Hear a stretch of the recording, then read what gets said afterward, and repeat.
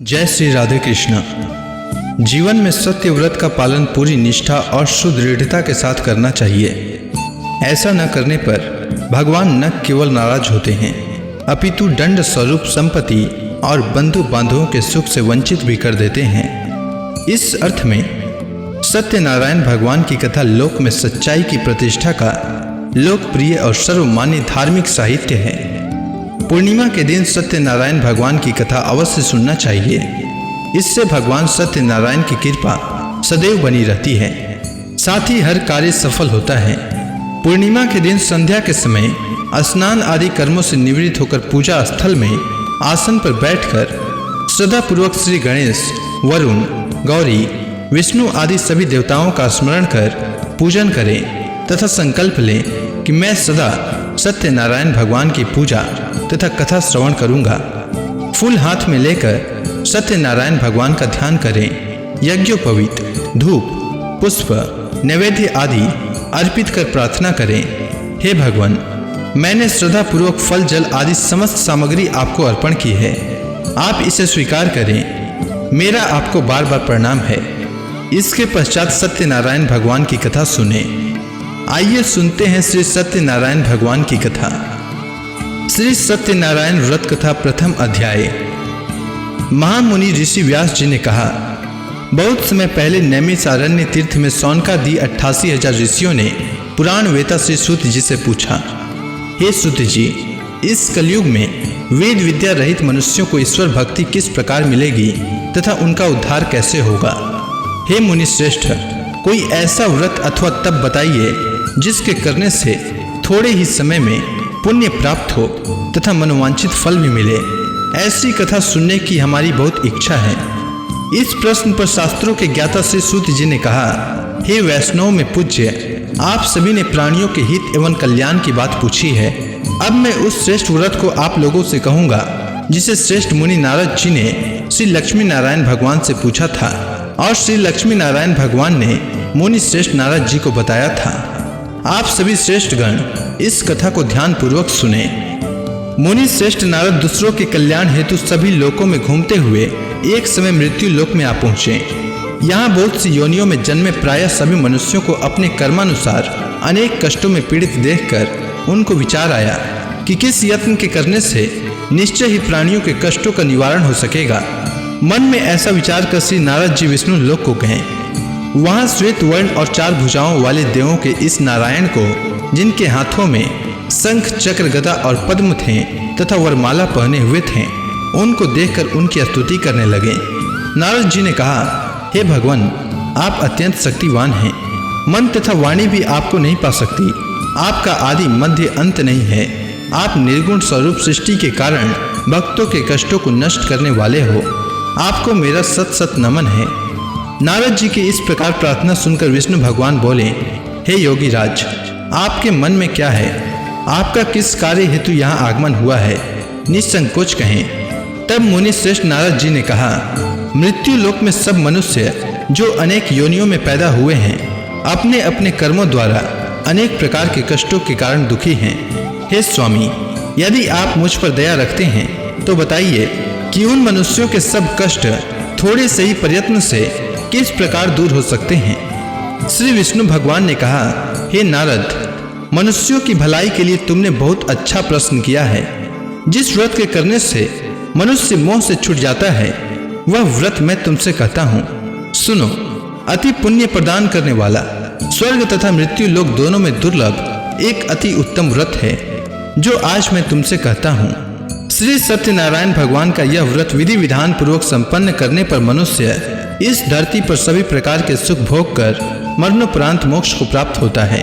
श्री विष्णु भगवान के ऐसे वचन सुनकर नारद मुनि बोले, हे भगवान, उस व्रत का क्या विधान है? फल क्या है? इससे पूर्व किसने यह व्रत किया है और किस दिन यह व्रत करना चाहिए? कृपया मुझे विस्तार से समझाइए। श्री विष्णु भगवान ने कहा, हे नारद, दुख, सुख एवं सभी प्रकार की व्याधियों को दूर करने वाला यह व्रत सब स्थानों पर विजय दिलाने वाला है। श्रद्धा और भक्ति के साथ किसी भी दिन मनुष्य संध्या के समय श्री सत्यनारायण भगवान की ब्राह्मणों और बंधुओं के साथ पूजा करे। भक्ति भाव से नैवेद्य, केले का फल, घी, शहद, गुड़, दूध और गेहूं का चूर्ण लेवे। इन सभी को भक्ति भाव से भगवान श्री सत्यनारायण को अर्पण करें। बंधु बांधवों सहित ब्राह्मणों को भोजन कराएं। इसके पश्चात ही स्वयं भोजन करें। रात्रि में श्री सत्यनारायण भगवान के गीत आदि का आयोजन कर श्री सत्यनारायण भगवान का स्मरण करते हुए समय व्यतीत करें। इस तरह जो मनुष्य व्रत करेंगे उनकी मनोकामनाएं अवश्य ही पूर्ण होगी। विशेष रूप से कलयुग में मृत्यु लोक में यही एक ऐसा उपाय है जिससे अल्प समय और कम धन में महान पुण्य की प्राप्ति हो सकती है। इति श्री सत्यनारायण व्रत कथा प्रथम अध्याय संपूर्ण। श्री सत्यनारायण व्रत कथा द्वितीय अध्याय। महान संत सूत जी ने कहा, हे ऋषियों, जिन्होंने प्राचीन काल में इस व्रत को किया है उनका इतिहास मैं आप सबसे कहता हूँ, ध्यान पूर्वक सुने। अति सुंदर काशीपुर नगरी में एक अति निर्धन ब्राह्मण वास करता था। वह भूख और प्यास से बेचैन होकर हर समय दुखी रहता था। ब्राह्मणों से प्रेम करने वाले श्री विष्णु भगवान ने उसको दुखी देखकर एक दिन बुढ़े ब्राह्मण का वेश धारण कर निर्धन ब्राह्मण के पास जाकर बड़े आदर से पूछा, हे ब्राह्मण, तुम हर समय ही दुखी होकर पृथ्वी पर क्यों घूमते हो? हे श्रेष्ठ ब्राह्मण, अपनी व्यथा मुझसे कहो, मैं सुनना चाहता हूँ। कष्टों से घिरे उस ब्राह्मण ने कहा, मैं निर्धन ब्राह्मण हूँ, भिक्षा के लिए पृथ्वी पर मारा मारा फिरता हूँ। हे भगवान, यदि आप इससे मुक्ति पाने का कोई उपाय जानते हो तो कृपया करके मुझे बताएं। वृद्ध ब्राह्मण का रूप धारण किए हुए श्री विष्णु भगवान बोले, हे ब्राह्मण, श्री सत्यनारायण भगवान मनोवांछित फल देने वाले हैं, इसीलिए तुम उनका विधि पूर्वक पूजन करो, जिसके करने से मनुष्य सब दुखों से मुक्त हो जाता है। दरिद्र ब्राह्मण को व्रत का संपूर्ण विधान बतलाकर बुढ़े ब्राह्मण का रूप धरे हुए श्री सत्यनारायण भगवान अंतर ध्यान हो गए। वृद्ध ब्राह्मण ने जिस व्रत को बतलाया है मैं उसको अवश्य विधि विधान सहित करूंगा, ऐसा निश्चय कर वह दरिद्र ब्राह्मण घर को चला गया। परंतु उस रात ब्राह्मण को नींद नहीं आई। अगले दिन वह जल्दी उठा और श्री सत्यनारायण भगवान का व्रत करने का निश्चय कर भिक्षा मांगने के लिए चल दिया।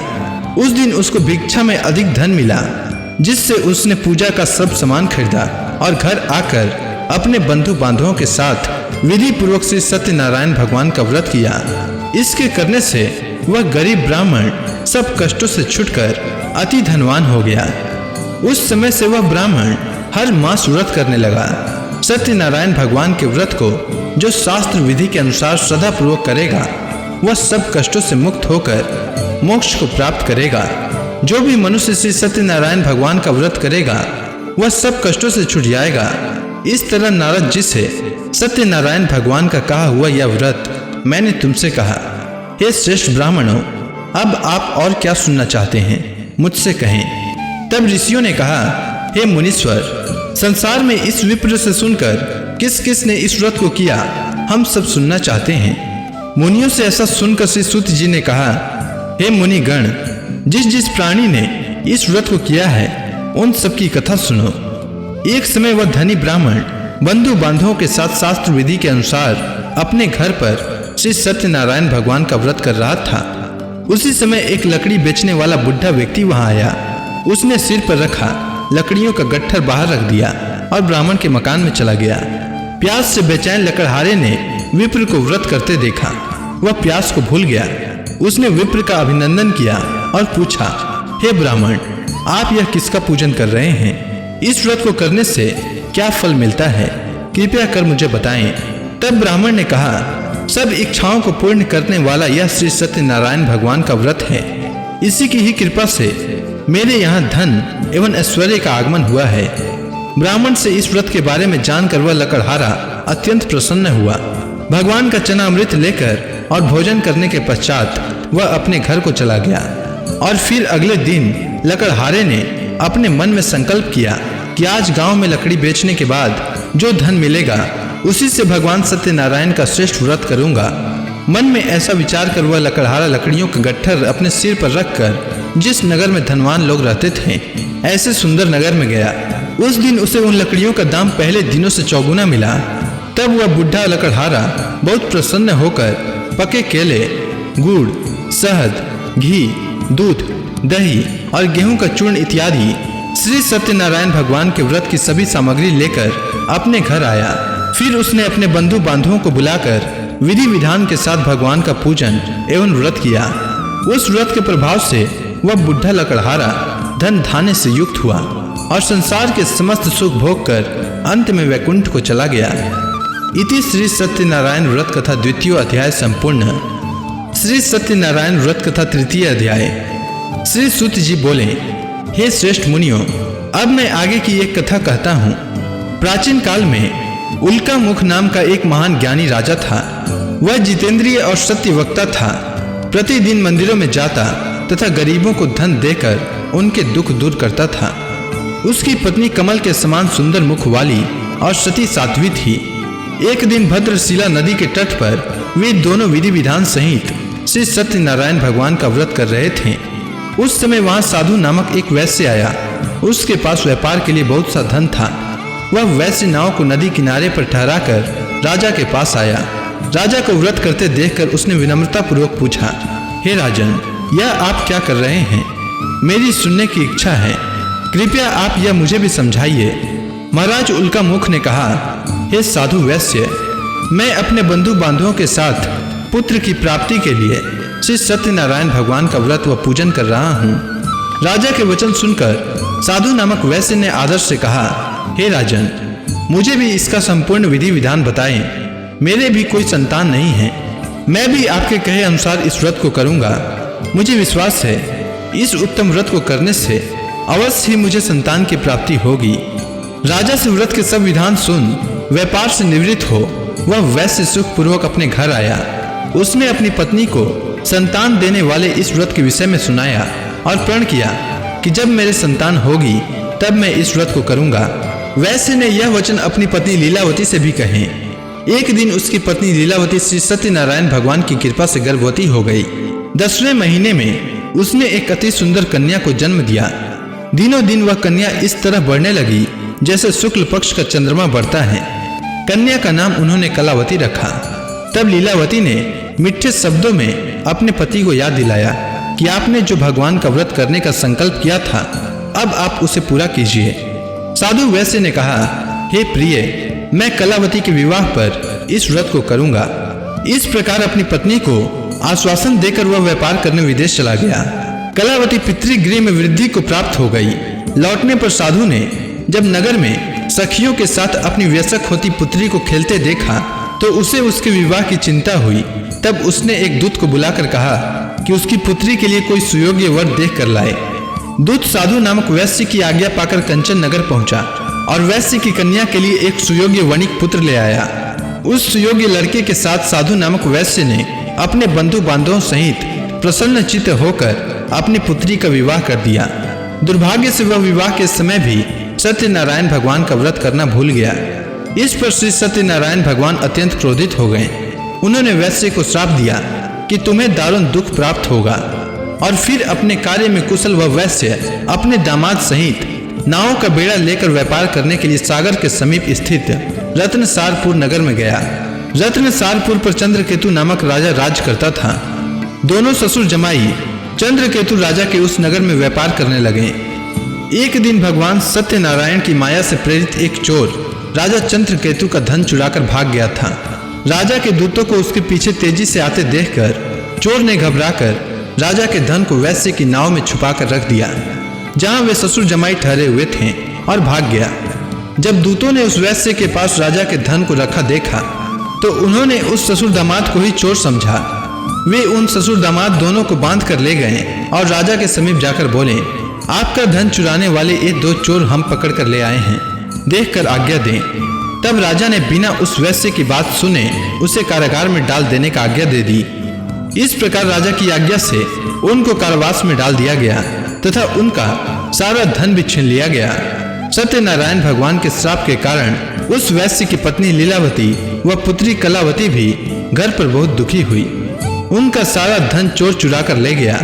मानसिक व शारीरिक पीड़ा तथा भूख प्यास से अति दुखी हो भोजन की आस में कलावती एक ब्राह्मण के घर गई। उसने ब्राह्मण को श्री सत्यनारायण भगवान का व्रत विधि पूर्वक करते देखा। उसने कथा सुनी तथा श्रद्धा पूर्वक प्रसाद ग्रहण कर रात को घर आई। माता ने कलावती से पूछा, हे पुत्री, तू अब तक कहाँ रही? मैं तेरे लिए बहुत चिंतित थी। माता के शब्द सुन कलावती बोली, हे माता, मैंने एक ब्राह्मण के घर श्री सत्यनारायण भगवान का व्रत होते देखा है और मेरी भी उस उत्तम व्रत को करने की इच्छा है। माता ने कन्या के वचन सुनकर सत्यनारायण भगवान के पूजन की तैयारी की। उसने बंधुओं सहित श्री सत्यनारायण भगवान का पूजन व व्रत किया और वह मांगी कि मेरे पति और दामाद शीघ्र ही घर लौट आएं। साथ ही विनती की कि हे प्रभु, अगर हमसे कोई भूल हुई हो तो हमें क्षमा करें। श्री सत्यनारायण भगवान इस व्रत से प्रसन्न हो गए। उन्होंने राजा चंद्रकेतु को स्वप्न में दर्शन देकर कहा, हे राजन, जिन दोनों वैश्यों को तुमने बंदी बना रखा है वे निर्दोष हैं। उन्हें प्रातः ही छोड़ दो। उनका सब धन जो तुमने अधिग्रहित किया है लौटा दो, अन्यथा मैं तुम्हारे राज्य, धन, पुत्र आदि सब नष्ट कर दूंगा।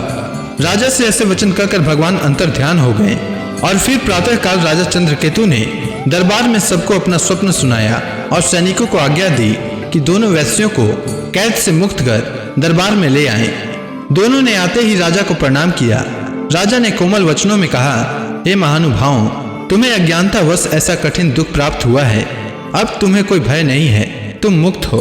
इसके बाद राजा ने उनको नए नए वस्त्राभूषण पहनवाए तथा उनका जितना धन लिया था उससे दोगुना लौटाकर आदर से विदा किया। दोनों वैश्य अपने घर को चल दिए। इति श्री सत्यनारायण व्रत कथा तृतीय अध्याय संपूर्ण। श्री सत्यनारायण व्रत कथा चतुर्थ अध्याय। सूत जी ने आगे कहा, वैश्य ने यात्रा आरंभ की और अपने नगर को चला। उनके थोड़ी दूर आगे बढ़ने पर दंडी वेशधारी श्री सत्यनारायण भगवान ने उसकी परीक्षा लेने हेतु उससे पूछा, हे वैश्य, तेरी नाव में क्या है? अभिमानी वणिक हंसता हुआ बोला, हे दंडी, आप क्यों पूछते हैं? क्या धन लेने की कामना है? मेरी नाव में तो बेल के पत्ते भरे हैं। वैश्य के ऐसे वचन सुनकर दंडी वेशधारी श्री सत्यनारायण भगवान बोले, तुम्हारा वचन सत्य हो। ऐसा कहकर वे वहां से चले गए और कुछ दूर जाकर समुद्र के तट पर बैठ गए। दंडी महाराज के जाने के पश्चात वैश्य ने नित्य क्रिया से निवृत्त होने के बाद नाव को ऊंची उठी देखकर अचंभा किया तथा नाव में बेल पत्ते आदि देखकर मूर्छित हो जमीन पर गिर पड़ा। मूर्छा खुलने पर अति शोक करने लगा। तब उसके दामाद ने कहा, आप शोक न करें, यह दंडी महाराज का श्राप है, अतः हमें उनकी शरण में ही चलना चाहिए, वही हमारे दुखों का अंत करेंगे। दामाद के वचन सुनकर वह वैश्य दंडी भगवान के पास पहुंचा और अत्यंत भक्ति भाव से पश्चाताप करते हुए बोला, मैंने जो आपसे असत्य वचन कहे थे उनके लिए मुझे क्षमा करें। ऐसा कहकर वह शोकातुर हो रोने लगा। तब दंडी भगवान बोले, हे वणिक पुत्र, मेरी आज्ञा से ही बार बार तुझे कष्ट प्राप्त हुआ है। तू मेरी पूजा से विमुख हुआ है। तब उस वैश्य ने कहा, हे भगवान, आपकी माया को ब्रह्मा आदि देवता भी नहीं जान पाते, तब मैं मूर्ख भला कैसे जान सकता हूँ? आप प्रसन्न होइए, मैं अपनी क्षमता अनुसार आपकी पूजा करूँगा। मेरी रक्षा कीजिए और मेरी नौका को पहले के समान धन से परिपूर्ण कर दीजिए। उसके भक्ति से परिपूर्ण वचन सुनकर श्री सत्यनारायण भगवान प्रसन्न हो गए और उसकी इच्छा अनुसार वर देकर अंतर ध्यान हो गए। तब ससुर व दामाद दोनों ने नाव पर आकर देखा कि नाव धन से परिपूर्ण है। फिर वह विधि विधान से भगवान सत्यनारायण का पूजन कर साथियों सहित अपने नगर को चला। जब वह अपने नगर के निकट पहुंचा तब उसने एक दूत को अपने घर भेजा। दूत ने साधु नामक वैश्य के घर जाकर उसकी पत्नी को नमस्कार किया और कहा, आपके पति अपने जमाता सहित इस नगर में समीप आ गए हैं। लीलावती और उसकी पत्नी कलावती उस समय भगवान का पूजन कर रही थी। दूत का वचन सुनकर वैश्य की पत्नी ने बड़े हर्ष के साथ सत्यनारायण भगवान का पूजन पूर्ण किया और अपनी पुत्री से कहा, मैं अपने पति के दर्शन को जाती हूँ, तू पूजा पूर्ण कर शीघ्र आ जाना। परंतु कलावती पूजन एवं प्रसाद छोड़कर अपने पति के दर्शन के लिए चली गई। पूजन एवं प्रसाद की अवज्ञा के कारण भगवान सत्यनारायण रुष्ट हो गए। उसके पति को नाव सहित पानी में डुबो दिया। कलावती अपने पति को न पाकर रोती हुई जमीन पर गिर पड़ी। नौका को डूबा हुआ तथा कन्या को रोती हुई देख साधु नामक वैश्य द्रवित हो बोला, हे प्रभु, मुझसे या मेरे परिवार से अज्ञानतावश जो अपराध हुआ है उसे क्षमा करें। उसके ऐसे वचन सुनकर सत्यदेव भगवान प्रसन्न हो गए और आकाशवाणी हुई, हे वैश्य, तेरी पुत्री मेरे प्रसाद छोड़कर आई है, इसलिए इसका पति अदृश्य हुआ है। यदि वह घर जाकर प्रसाद ग्रहण कर लौटे तो इसे इसका पति अवश्य मिलेगा। आकाशवाणी सुनकर कलावती ने घर पहुंचकर प्रसाद ग्रहण किया और फिर आकर अपने पति को पूर्व रूप में पाकर वह अति प्रसन्न हुई तथा उसने अपने पति के दर्शन किए। तत्पश्चात साधु वैश्य ने वहीं बंधु बांधवों सहित सत्यदेव का विधि पूर्वक पूजन किया। वह इस लोक के सभी प्रकार के सुख भोग कर अंत में मोक्ष को प्राप्त हुआ। इति श्री सत्यनारायण व्रत कथा चतुर्थ अध्याय संपूर्ण। श्री सत्यनारायण व्रत कथा पंचम अध्याय। श्री सूत जी बोले, हे ऋषिगण, मैं एक और कथा कहता हूँ, आप सभी ध्यान से सुनो। सदा प्रजा के लिए चिंतित तुंगध्वज नाम का एक राजा था। उसने भगवान सत्यनारायण का प्रसाद त्याग कर बहुत कष्ट पाया। एक समय राजा वन में वन्य पशुओं को मारकर बड़ के वृक्ष के नीचे आया। वहां उसने ग्वालों को भक्ति भाव से बंधु बांधवों सहित श्री सत्यनारायण भगवान का पूजन करते देखा। परंतु राजा देखकर भी अभिमान के कारण न तो वहां गया और न ही सत्यदेव भगवान को नमस्कार ही किया। जब ग्वालों ने भगवान का प्रसाद उसके सामने रखा तो वह प्रसाद छोड़कर अपने नगर को चला गया। नगर में पहुंचकर उसने देखा कि उसका सारा राज्य नष्ट हो गया है। वह समझ गया कि यह सब भगवान सत्यदेव ने रुष्ट होकर किया है। तब वह वन में वापस गया और ग्वालों के समीप जाकर विधि पूर्वक पूजन कर प्रसाद ग्रहण किया तो सत्यनारायण भगवान की कृपा से सब कुछ पहले जैसा हो गया और लंबे समय तक सुख भोग कर मरणोपरांत वह मोक्ष को प्राप्त हुआ। जो मनुष्य इस श्रेष्ठ दुर्लभ व्रत को करेगा, श्री सत्यनारायण भगवान की कृपा से उसे धन धान्य की कोई कमी नहीं होगी। निर्धन धनी और बंदी बंधनों से मुक्त होकर निर्भय हो जाता है। संतानहीन को संतान प्राप्त होती है तथा सब इच्छाएं पूर्ण कर अंत में वह वैकुंठ धाम को प्राप्त होता है। अब उनके बारे में भी जानिए जिन्होंने पहले इस व्रत को किया। अब उनके दूसरे जन्म की कथा भी सुनिए। सतानंद नामक वृद्ध ब्राह्मण ने सुदामा के रूप में जन्म लेकर श्री कृष्ण की भक्ति एवं सेवा कर वैकुंठ प्राप्त किया। उल्का मुख नामक महाराज राजा दशरथ बने और श्री रंगनाथ का पूजन कर मोक्ष को प्राप्त हुए। साधु नाम के वैश्य ने धर्मात्मा व सत्य प्रतिज्ञ राजा मोरध्वज बनकर अपने पुत्र को आरे से चीरकर वैकुंठ धाम प्राप्त किया। महाराज तुंगध्वज स्वयंभू मनु बने। उन्होंने बहुत से लोगों को भगवान की भक्ति में लीन कराकर वैकुंठ धाम प्राप्त किया। लकड़हारा अपने अगले जन्म में गुह नामक निषाद राज बना, जिसने राम के चरणों की सेवा कर अपने सभी जन्मों को संवार लिया। इति श्री सत्यनारायण व्रत कथा पंचम अध्याय संपूर्ण। तो प्रेम से बोलिए श्री सत्यनारायण भगवान की जय। जय लक्ष्मी रमणा स्वामी, जय लक्ष्मी रमणा। सत्यनारायण स्वामी, सत्यनारायण स्वामी, जनपातक हरणा। जय लक्ष्मी रमणा। रत्न जड़ित सिंहासन अद्भुत छवि राजय। नारद करत निराजन घंटा ध्वनि बाजय। जय लक्ष्मी रमणा। प्रकट भय कलिकारण द्विज को दरस दियो। प्रभु द्विज को दरस दियो। बूढ़ो ब्राह्मण बनकर, बूढ़ो ब्राह्मण बनकर कंचन महल कियो। ओम जय लक्ष्मी रमणा। दुर्बल भील कठारो जिन पर कृपा करी। प्रभु जिन पर कृपा करी। चंद्रचूड़ एक राजा, चंद्रचूड़ एक राजा, जिनकी विपत हरी। जय लक्ष्मी रमणा। वैश्य मनोरथ पायो श्रद्धा तज दिन्ही। प्रभु श्रद्धा तज दिन्ही। सो फल भाग्यो प्रभु जी, सो फल भाग्यो प्रभु जी, फिर स्तुति किन्ही। जय लक्ष्मी रमणा। भाव भक्ति के कारण छिन छिन रूप धरयो, प्रभु छिन छिन रूप धरयो।